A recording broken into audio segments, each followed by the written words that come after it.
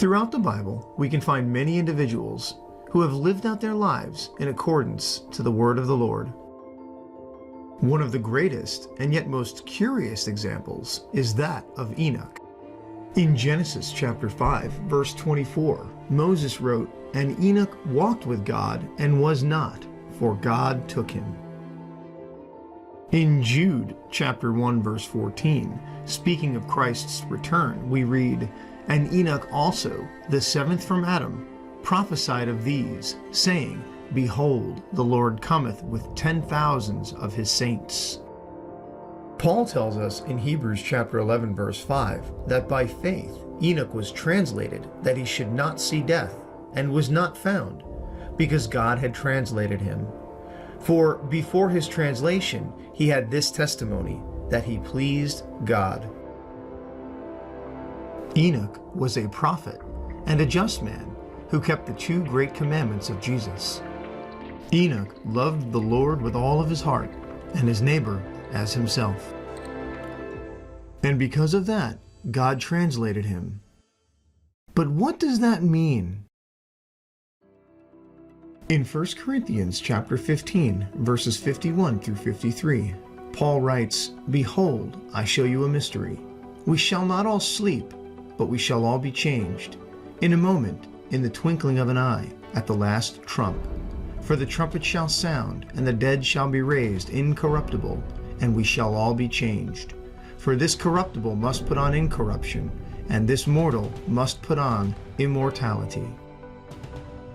Jesus defeated death by his own death and resurrection, resulting in our privilege to be changed from this mortal, corruptible body into a perfected, incorruptible body, similar to that of our first parents.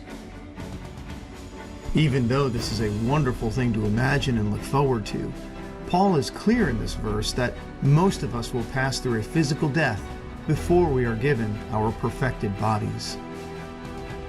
Enoch, on the other hand, was given his perfected body without seeing death in this life. He was translated from corruptible to incorruptible, and God took him. He represents those who will be upon the earth when Christ shall come, who will be translated to heaven without seeing death.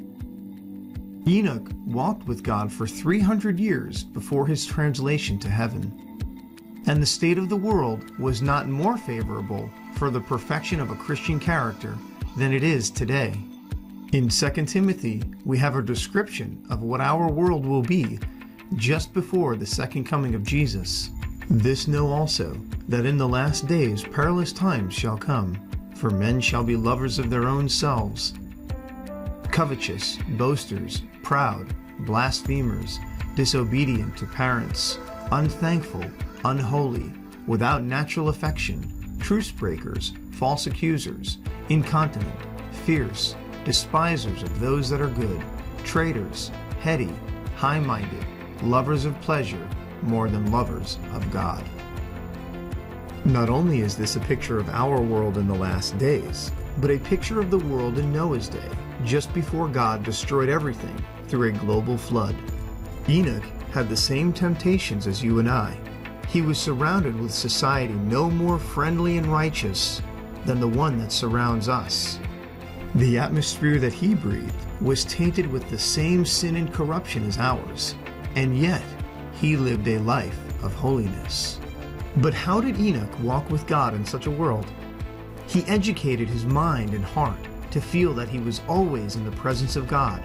He knew that when in perplexity, his prayers would ascend to God, and God would keep him safe. He refused to take any course of action or thought that would offend his God. He kept the Lord continually before him. Enoch was not just an example of how some will be translated without seeing death. He is also an example of how we should live our lives. In Hosea chapter 4, verse 6, it says, "My people are destroyed for the lack of knowledge. Because thou hast rejected knowledge, I will also reject thee." This is not just a knowledge of Bible prophecy, as many believe, but a knowledge of Christ and his love for you and others. A knowledge of his character. Only those who have been diligent students of the Scriptures and who have received the love of the truth will be shielded from the power of delusion that takes the world captive in these last days.